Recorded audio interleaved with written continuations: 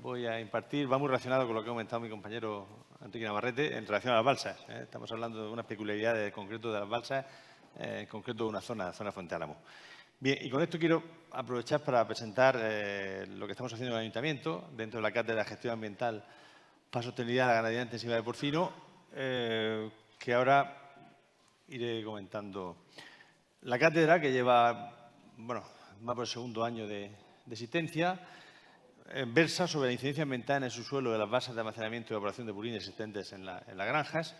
Fijemos que hablamos de almacenamiento y evaporación porque hay una serie de balsas que son más para evaporar. Y otro objetivo de la cátedra es analizar las alternativas de gestión sostenible y valorización de purines mediante el balance de aplicación de MTDs, mitigación de emisiones, conservación y nutrición sostenible del suelo agrícola. La cátedra del Ayuntamiento de Fuente Álamo y con una serie de sponsors, aquí con los logos reflejados.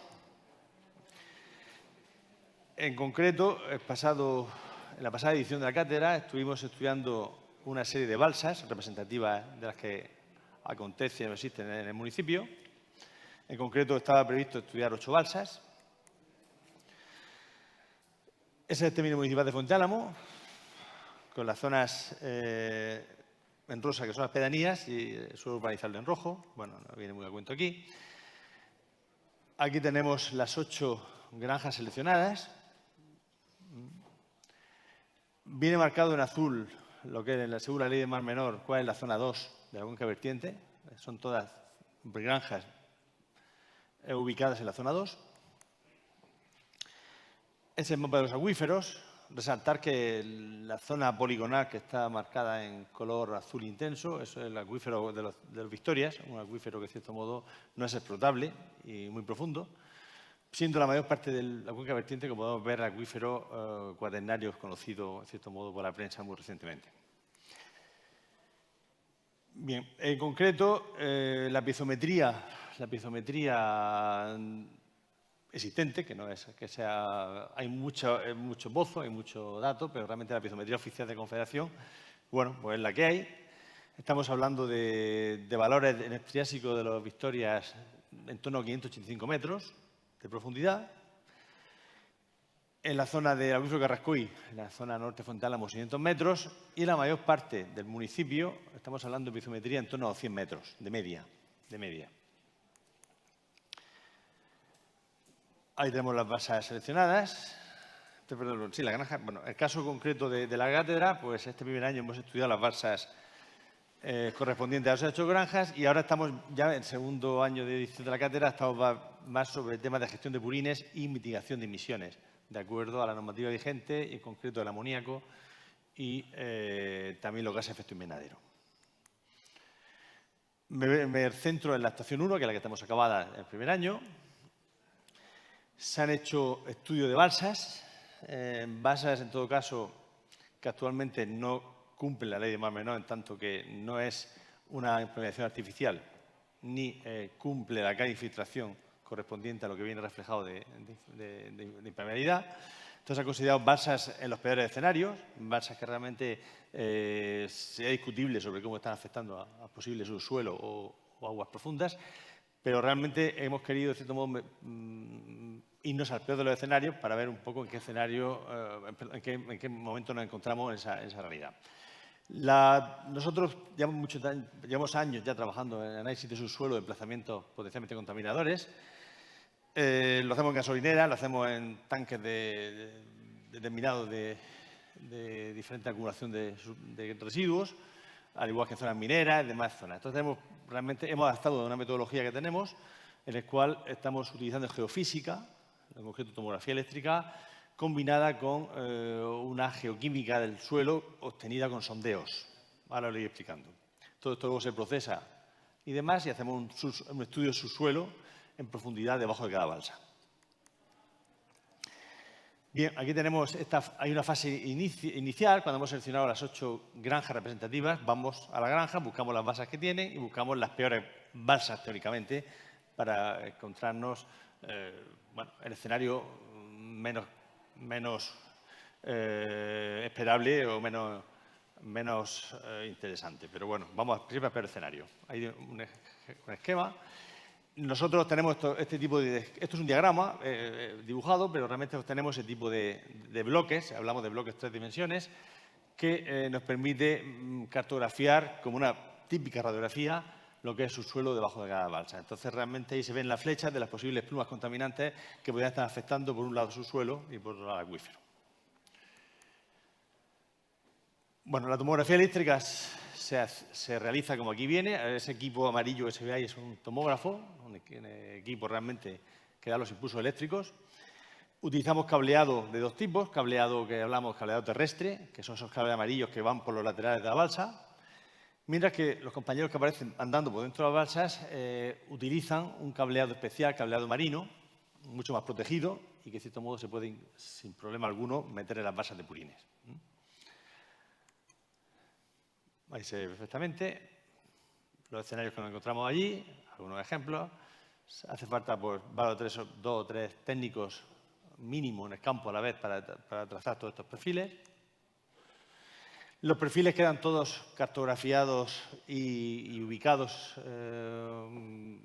como están ahí indicados. Las barras amarillas, las líneas amarillas son diferentes perfiles, perfil 1, perfil 2, perfil 3, pone B1 a B7, estos son perfiles tanto internos en la balsa como localizados en los alrededores.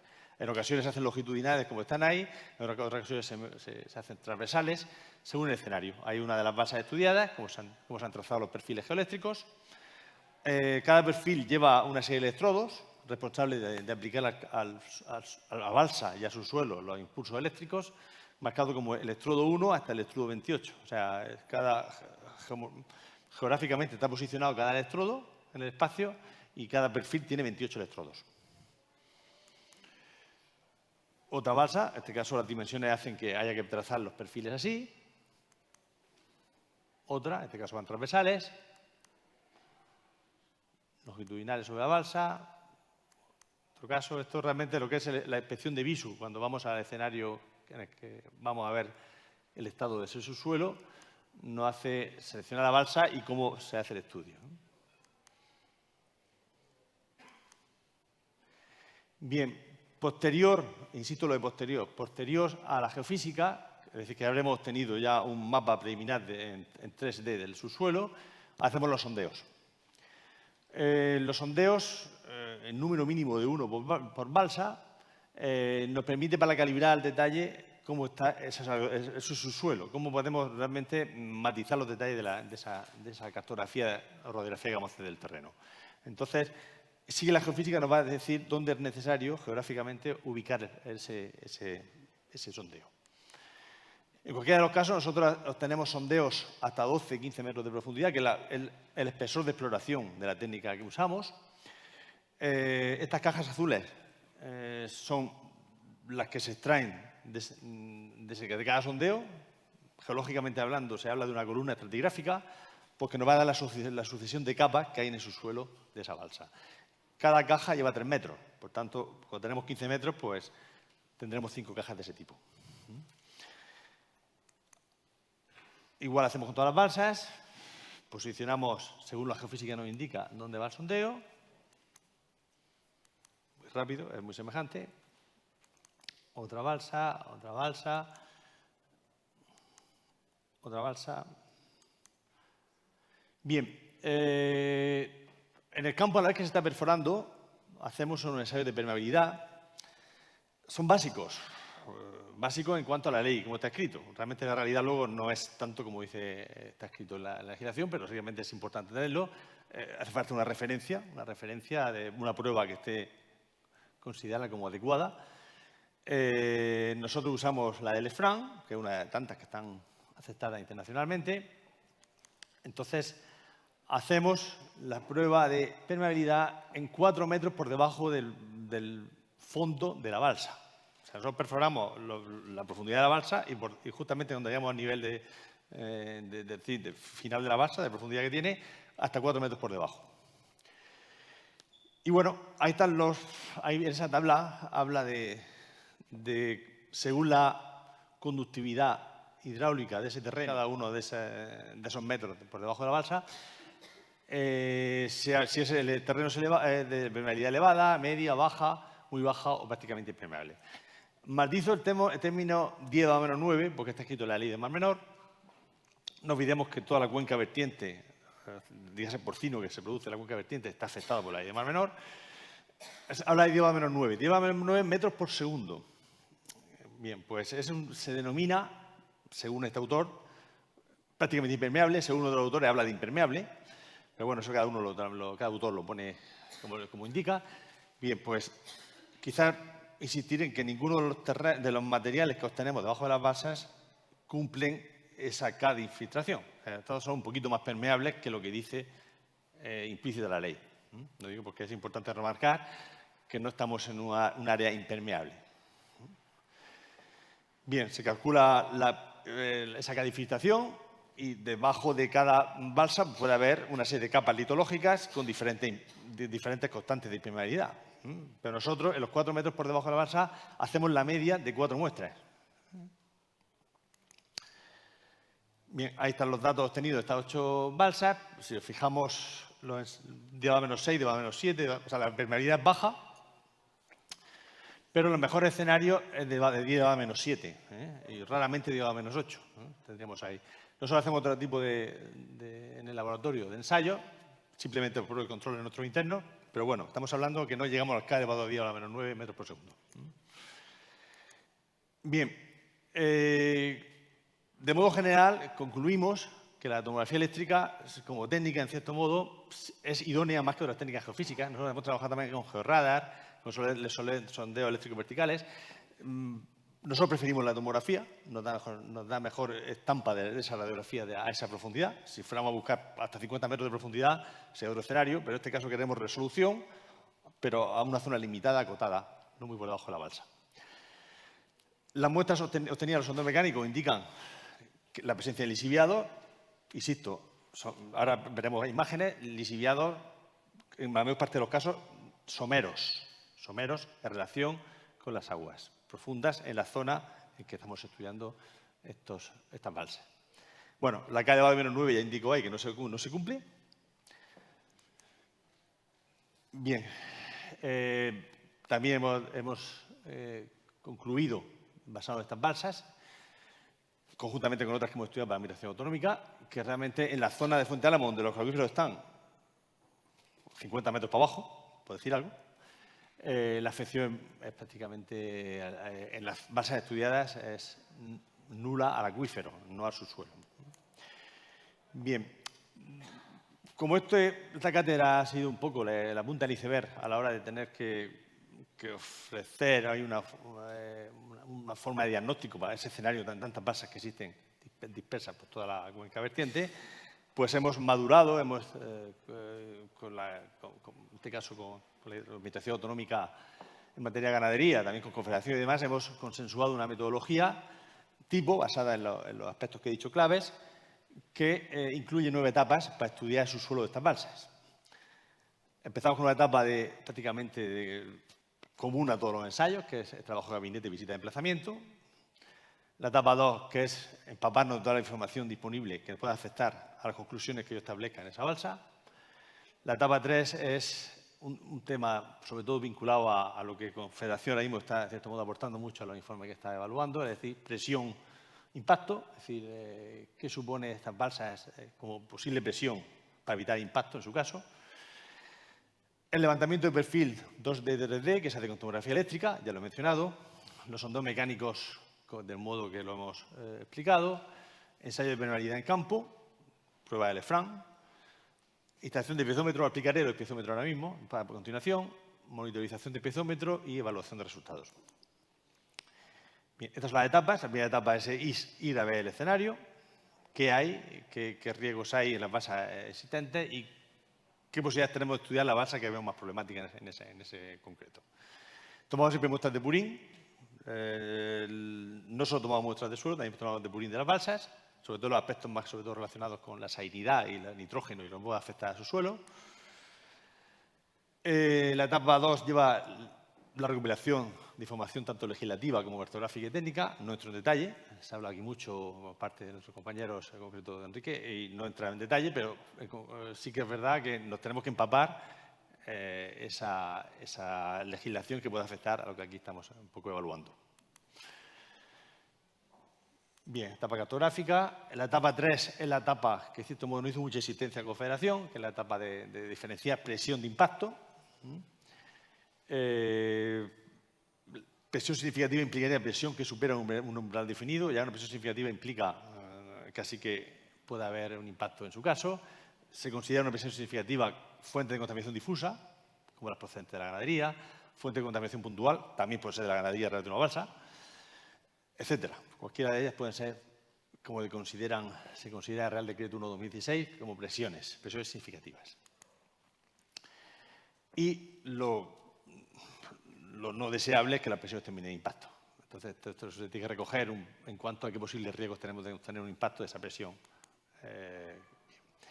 El levantamiento 2D, 3D de las balsas, ya lo he explicado, implicaría utilizar geofísica, entre otras, polarización inducida, otras técnicas electromagnéticas, sondeos eléctrico-verticales, etcétera. Nosotros nos hemos quedado basados en nuestra experiencia con la tomografía.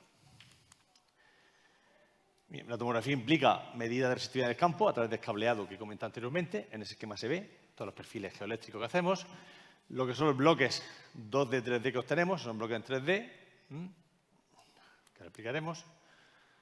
Cómo se hace en el campo, lo hemos visto también. Ahí se ve las balsas y justo el sitio donde la tomografía nos indica que hay que hacer el sondeo. Sondeos que van a llegar hasta 10-15 metros de profundidad. Si no coincide topográficamente, habría que hacer 2 sondeos, pero lo ideal es que el sondeo esté aguas abajo. Eso ha sido una existencia de parte de Confederación bastante patente. No siempre es posible, pero en el caso de que no sea posible, habría que hacer varios sondeos. El sondeo implica recoger muestras. Esas muestras son, y comentaba, de nuevo va a haber 15 metros de profundidad, como se aprecia que hay 5 cajas de 3 metros. Y en el material que nosotros analizamos, medimos conductividad eléctrica, pH, composición de las sales, textura, nitrógeno, amoniacal, total, etcétera, cobre y zinc. Y nos quizás matizar que en esas 15 metros lineales de testigo continuo de litológicos, nosotros tomamos una muestra cada metro, más las que tomamos cuando vemos un cambio abrupto en dicha litología. El ensayo Lefranc, comentado anteriormente, es necesario, y ahí sí que nos encontramos ya en una instrucción técnica, que parece ser que está en vigor, de hace unos años, no recuerdo exactamente el año, pero bueno, refleja un poco lo que es una información del investigador Mariana del año 2017, en el cual habla de que según la permeabilidad del suelo y según la vulnerabilidad del acuífero, pues tenemos que hacer un control de esa actividad que puede ser un riesgo para su suelo. Entonces ahí se habla que en el escenario que nos encontramos del campo Cartagena, nos tenemos que ir a peor escenario, al número 5. Es decir, que hay masa de agua subterránea, vulnerable, masa de agua en riesgo químico, y que tenemos un suelo con permeabilidad media alta y una vulnerabilidad del acuífero moderada alta. Por tanto, habla de que control anual de lisiviados. ¿Qué quiero decir con esto? Que nosotros cuando hacemos los estudios nos vemos obligados a dejar un piezómetro, aguas abajo, que al año vamos y vemos si ha recogido purín. Si no ha recogido, no ha recogido, pero en el caso que sí, hay que analizar la composición del efluente obtenido y ver, de cierto modo, qué se hace si hay un riesgo a ese respecto.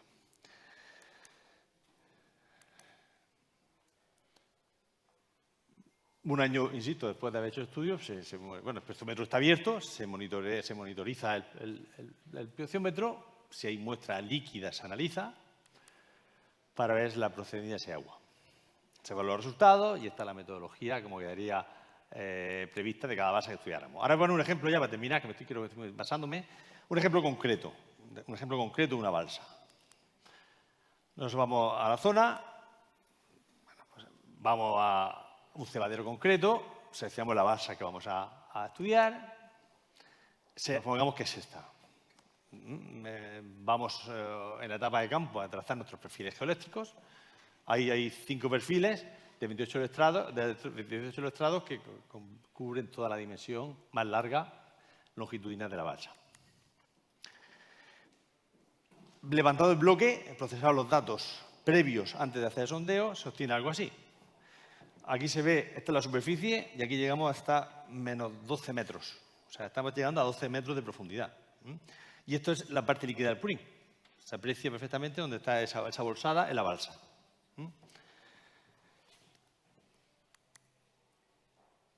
Y el estudio de ese bloque 3D obtenido nos dice que hay que hacer el sondeo allí, el punto que está ubicado con esa flecha amarilla, es el punto donde hemos hecho el sondeo. El sondeo, como hasta ahora, son esos. Tenemos 17 muestras de sondeo en este caso. Pues ahí está la profundidad que se ha muestreado y luego la muestra es la que nos llevamos al laboratorio a analizarla. Dejamos las muestras inalteradas, guardadas, pero hemos tomado cada metro, o según está ahí escrito, según las profundidades que están escritas ahí, hemos tomado una muestra determinada para analizar. Y bien, nosotros ya dejamos realmente nuestra información, nuestro sondeo, con la información de la geofísica, con los parámetros básicos que son los primeros que se afectan en un suelo cuando está afectado por purín. Estamos hablando del pH, por ejemplo, esto es la superficie del suelo y esto es menos 15. El otro es, el primero es pH, que bueno, no cambia nada porque esto es el pH del suelo. Pero fijémonos aquí en la salinidad. Claramente se ve dónde entra el purín. Si estamos hablando, estos son 2 metros. O sea, claramente hasta 1 metro se ve prácticamente llega hasta 1 metro y ha bajado realmente ya al valor de base que tiene el suelo. Igual pasa con el cobre, igual pasa con el zinc, se ve claramente las imágenes. Se ve también exactamente igual con el nitrógeno. El nitrógeno, ojo, el nitrógeno es menos soluble. O sea, el nitrógeno menos soluble implica que los nitratos son menos solubles que los de cloruro y sulfato. Siempre estamos hablando de nitratos, pero no olvidemos cloruro y sulfatos. Bien, pues igual, nitrógeno, como claramente llega hasta menos de 2, se ve claramente el mismo bajón. O sea, todos los resultados un poco te hacen ver exactamente la huella de hasta dónde está llegando esa afección. Igualmente hacemos el ensayo Lefranc, en este caso salía en el 10 elevado a menos 6. 10 elevado a menos 6 es permeabilidad baja.